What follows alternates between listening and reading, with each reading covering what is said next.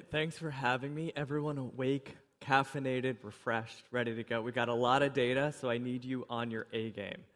So founder timelines are really distorted because of social media. If you pull up your LinkedIn or X feed, it almost seems like every company is crushing it and hitting these insane ARR milestones overnight. Well, I'm going to start by telling you that's not really the case when it comes to real subscription data. And I'm going to show you the actual numbers behind hitting 10 million ARR and other growth milestones and what the companies that reach those milestones have in common. Now, the social media posts are often kind of vague screenshots or companies that call something ARR that might not actually be ARR. We all know that trick. Drives a lot of engagement. But it's not real subscription data. And so I partnered with ChartMogul, where I'm an analyst in residence. We looked at over 6,500 customers on their platform that have normalized, consistent data around their subscription metrics. So metrics like MRR, growth rate, net retention, gross retention, and so on. And we looked at data both right now, so what's happening in the market at this very moment, and then historical data. So companies, what did they do when they first started generating revenue up until today? And I'm excited to share that data here today. Now, I've been sharing some of this data already in my newsletter, Growth Unhinged. Anyone subscribe? Anyone see that?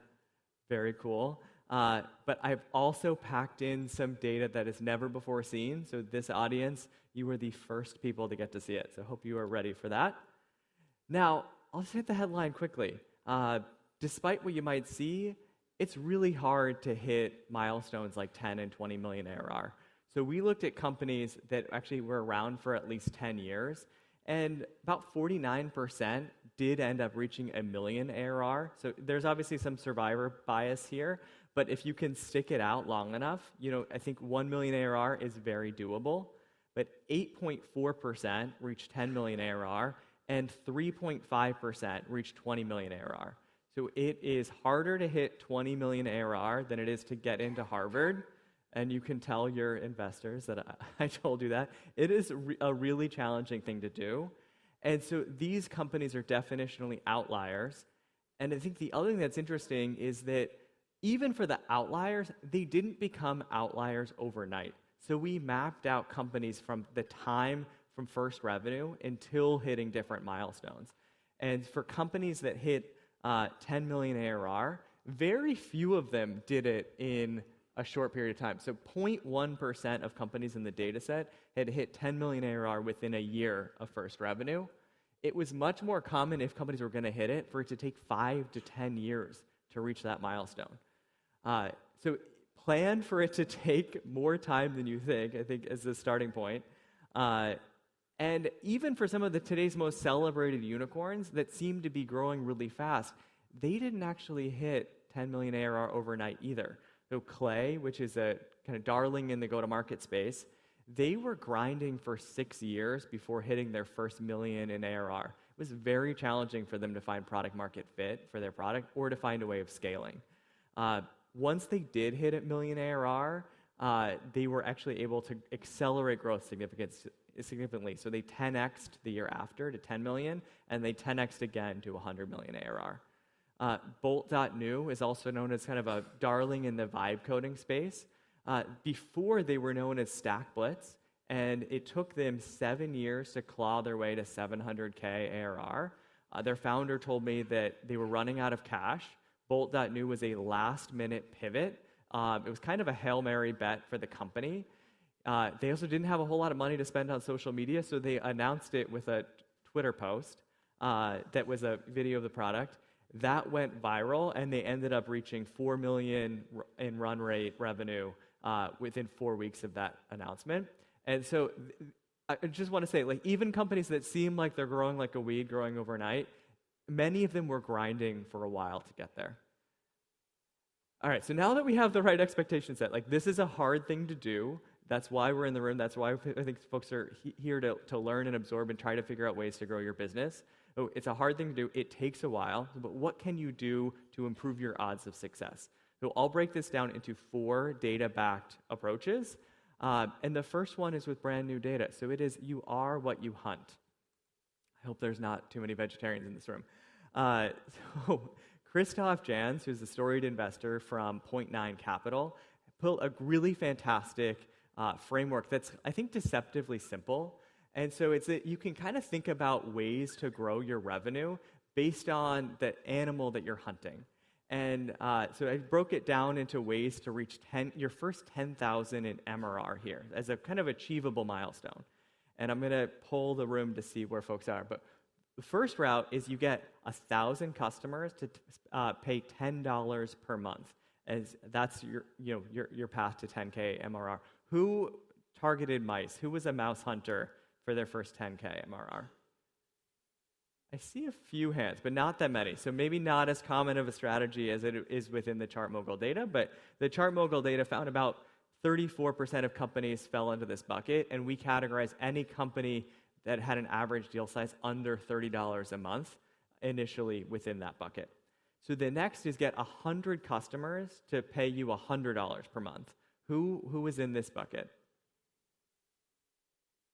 Definitely more. I've seen a lot more hands going up. So this is rabbit hunting. This is the most common strategy here. And I think that that's because for founders, you don't want that much to get in the way of customers signing up, giving your product a try, giving you feedback. $100 is low enough that an early adopter can spend it, but it's high enough that people have some skin in the game. They give you real feedback on the product. So that is the default option for getting to your first 10K. Now, who targeted deer, which means you got 10 customers to spend $1,000 per month? Much fewer, kind of closer to the mouse hunting. And then the last one is who targeted elephants. So you got one customer to spend 10K a month. Got a couple of brave elephant hunters. Now, elephant hunting is definitionally like a lot harder, right? You have to build more, have to navigate much more complex procurement model. So it takes a longer time, but then things can accelerate from there. So these are the different ways to reach 10K MRR. It seems like one of those things that is kind of like a two-way door and something that you don't really need to think that hard about, right? Like, hey, we just want feedback. We can optimize our go-to-market strategy later. That's what I hear from a lot of founders. Well, it turns out it's actually really hard to change from where you start. So we looked at companies that had at least 3 years of data on the platform. So they were on average well over 20x the size of when they hit 10K MRR. And 70% were still hunting the same animal at least 3 years later. And so the most common starting point was the rabbit, and the most common ending point was the rabbit. For companies that were able to change, they could move about one animal upmarket. So from mouse hunting to rabbit hunting to deer hunting, or deer hunting to elephant hunting. And the single most common move was going from rabbit to deer. So only 12% of companies in the data initially hunted deer, and then 23% of the companies ended up deer hunting. And so that is the most popular destination. And I think I can see why. I don't think it's because people love venison, although maybe that is the case.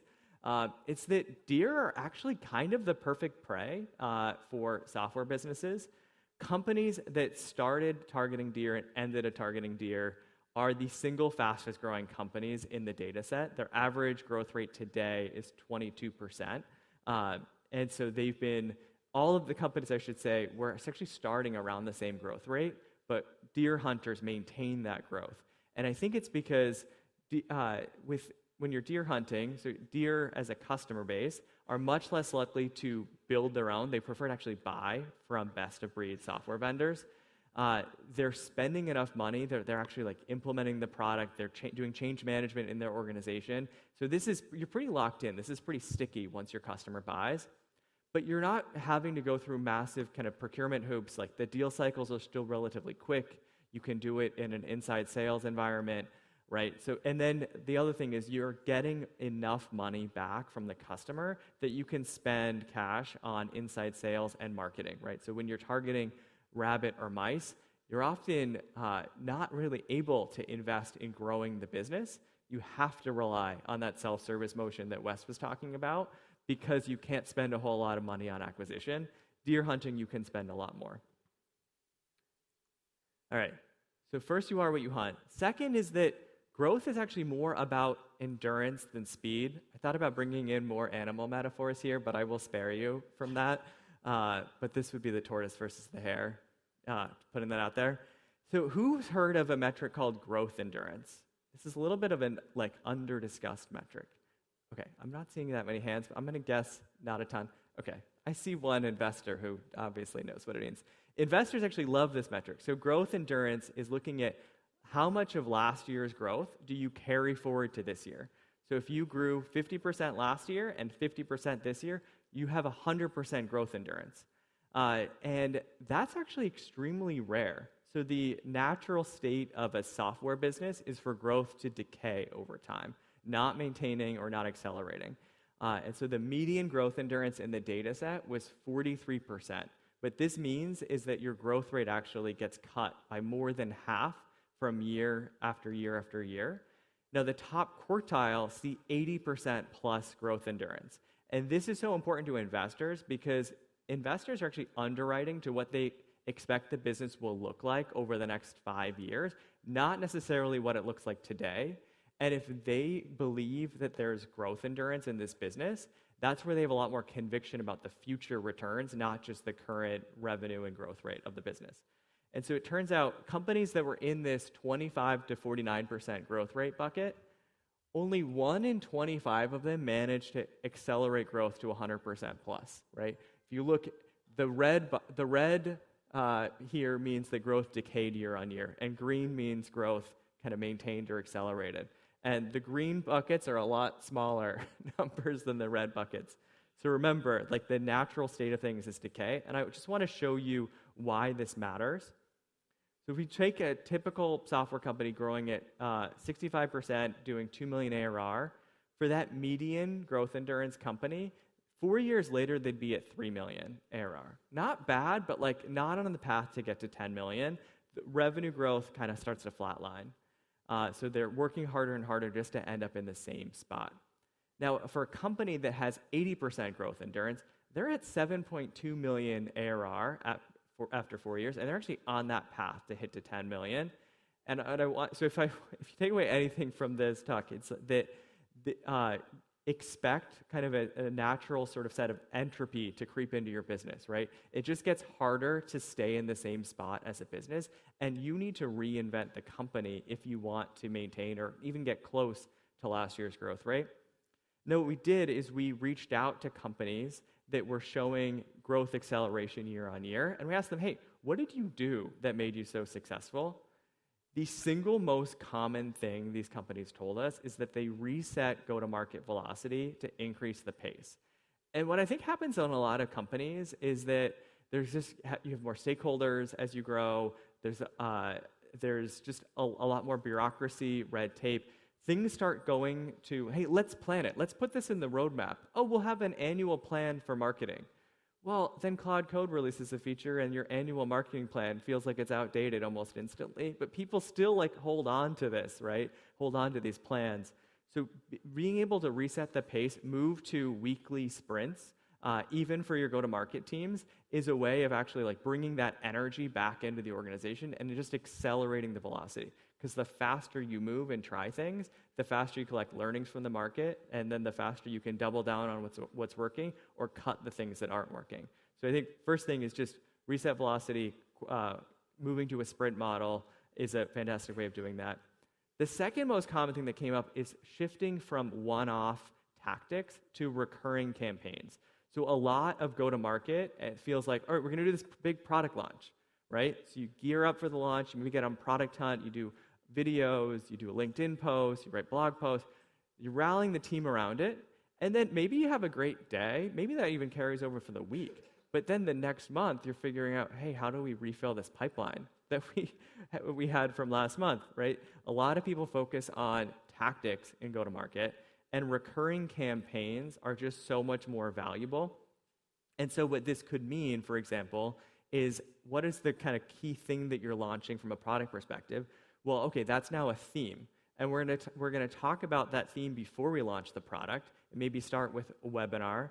We're gonna have the product launch as part of that theme. We're gonna follow up after the theme, right? We're gonna build a lot of momentum and have multiple touch points and actually get the most value from this thing that we're launching. And so the kind of key thing is, how do you think about maybe what you've done as a tactic And if it were to become a recurring campaign for your business, what would need to change in order to unlock that and see much more scale as a result? Final thing is taking a big pricing and packaging swing. And so I don't necessarily just mean like a price increase here. So if you raise prices 10%, 15%, that's great for this year's revenue. Though that's more of a one-off thing. If you change your pricing model to a model that's better aligned with how your customers want to buy, right? So if you are a flat fee subscription model and you move to a hybrid model with a base subscription plus usage as an expansion lever, now all of a sudden you have a faster growth path because monetization is baked into your business. I think this is one of the reasons why we're seeing so many AI credit models pop up. People are realizing that they actually need to adjust their pricing if they want to continue the expansion that they were hoping for. And if you think that you can't make a big pricing and packaging swing, just let me tell you, Salesforce made 4 for their AI pricing model alone over the last year. So they launched their AI pricing for Agentforce as a per conversation pricing model. I think it's because Benioff said it on a podcast and then they felt like they had to do it. That's kind of made up, but also a little bit weirdly true. Very quickly after, they moved to a flexible AI credit model at 10 cents per action. That's when they started to see a lot more revenue growth from Agentforce. But now they also have a seat license for Agentforce, and they have an enterprise-wide ELA. They call it an agentic ELA that's licensed based on the company size, right? So they are supporting 4 pricing models side by side. And it's because pricing right now is such an important lever for being able to drive adoption and expansion with your customer base. All right. Third thing is that retention matters more than acquisition. And you probably heard before, distribution is the only moat anymore, or like distribution is all that matters right now. It's easy to build product. What I would tell you though is at the end of the day, you can get dollars a lot easier from your existing customers than from new customers. And many people are kind of ignoring the piggy bank that they already have to focus on distribution. So I'm a big fan of distribution, but distribution matters if you have a great retention motion as well. Otherwise, it's a leaky bucket. And so we mapped out growth rates relative to net retention. And this might be a kind of an eye chart hard to see. But when you look at companies that have less than 40% net retention rate, a lot of them actually have flat or negative revenue growth. It's because it's really challenging for them to ever grow in a way that not only offsets their losses, but then actually adds to growth over time. So for companies and these are often mouse hunters, if we're honest, like if you're seeing net retention rates below 40%, your growth rate might look amazing the first year, but you're setting yourself up for a really challenging business over time. Companies that have 100% plus net retention are way more likely to be in that 50% plus growth rate. So this is one of the most powerful correlators with growth rates. So net retention matters because it's the easiest way to get your next dollar is a renewal. The second easiest is an expansion with your existing customers. And it's really, really challenging to maintain fast growth and hit that growth endurance target with a leaky bucket. And so you know how I said it's really hard to change the animal that you picked and you are what you hunt? I wanted to show what do retention rates look like based on the initial target animal that you chose to hunt. And for mouse hunters, when they're at 10K MRR, they see an annual net retention rate of about 40%, so pretty low. 3 years later, so today, their net retention is at 56%, which is still quite low. I mean, it's improved, but it is still quite low. So even if they've moved up market, even if they've tried a ton of things to improve retention, they're actually haunted by that initial choice that they made to hunt mice. Rabbit hunters, so they saw 68% net retention at 10K MRR, which, considering their gross retention is quite bad, but there's a lot of expansion potential, right? Because they're selling to early adopters. So these early adopters, if they're successful, they actually do spend more. So there is some expansion potential, but net retention was still 68%. Even 3 years later, net retention is still 77%. So not at that, close to 100% mark. Deer hunters see much higher net retention. It's 87% on average today. And then elephant hunters see the best at 93%. And so this actually decision about which initial target customer actually sets the DNA for your business, right? You start building out what are the go-to-market channels to reach this type of customer? What is the sales process for this customer? What's the onboarding and customer success plan for the customer? And that initial choice actually ends up staying with you because it's really hard to pivot to a different motion once you've set one up. Now, what else can you do to prevent churn, regardless of who you chose as your target customer? I think the first thing, as we talked about, sell to the right customer. I just want to reinforce this because so many companies are quick to blame customer success for churn, but the people to blame are actually sales and marketing because you acquired the wrong lead and then sales sold a deal to the wrong customer, and customer success had basically no chance of getting that renewal, right? What I find is that if you look at the retention rates based on ICP fit versus not ICP fit customers, you might be looking at twice the retention rate and better expansion potential for ICP fit customers. So the second thing is don't get too greedy on the initial deal. And I'm seeing this a lot today with more companies offering usage-based pricing or AI credit plans. If the customer's oversold, maybe they will buy on that first deal, but they'll feel like they were taken advantage of. They will never hit the expectations that they felt they were promised, right? So you've paid commission on that big deal. The rep is celebrating, you're hitting your number, and now all of a sudden it's really impossible to ever manage those expectations and be able to retain a flat renewal, let alone expand the customer later on. So one of the things I look at, especially if you have a usage-based pricing model, is not necessarily compensating the rep just based on the initial deal size. You actually don't want to over-incent them to oversell that customer right away. Give them some share in the upside as the customer expands, but also potentially some clawback if that customer churns.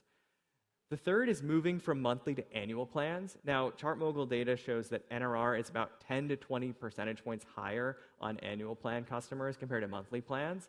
And if you have a lot of monthly plan customers, my pro tip is try to convert those customers from monthly to annual in month 2.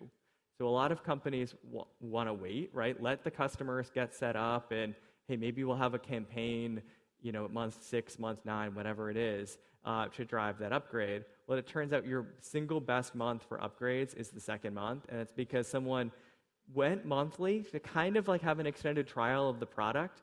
If it worked, their motivation is really high, and they're still willing to change plans, and you can frame it as an investment in their own business. But once you've waited past a few months, it is really hard to move that customer ever.